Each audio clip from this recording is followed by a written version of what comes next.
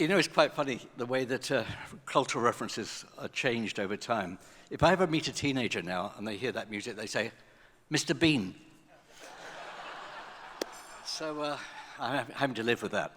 I'd like to say, just if I may, three things. Two thank yous, actually, and a couple of thoughts before giving the award.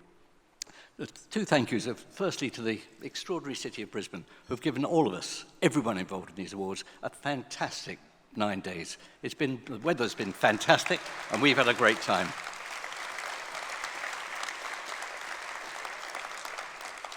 Lord Mayor, you're running a great show here. Congratulations. My second thought, and thanks, is to everyone who's organised the evening.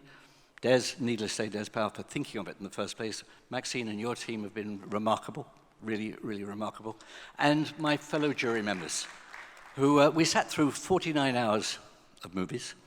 We didn't agree about everything, but as you heard from Jan and two others, we had a couple of unanimous awards. But they've been a joy to work with. It was fantastic the way everyone left their egos outside the room and only focused on the performances in the movies, and I'm deeply grateful to them.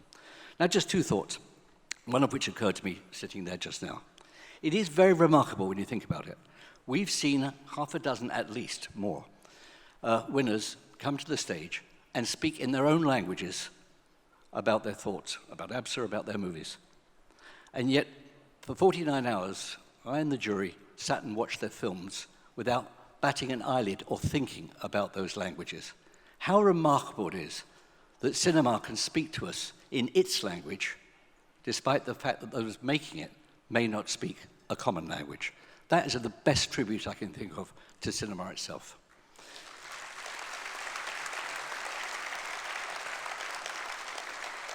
And my very last thought is this. If you reach this point in your life, you start thinking about loss.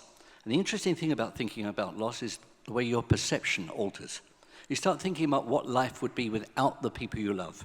You start thinking about what life would be without the friends you've made, without the things you value, the places you love. And you start thinking differently. And all I would ask all of us to do, think about what life would be like without cinema. And think what life would be like without ceremonies such as this, which honor and reward the very best in cinema. Because we all know what the answer would be. Cinema would very quickly deteriorate into being an economic exercise and an economic competition. As it is at present, it's something much, much more and much more important than that. And this past 8-9 days, for me, has been a fantastic reaffirmation of why I fell in love with cinema at the age of 6, and I remain in love with cinema as I almost hit 76. Thank you for that, all of you.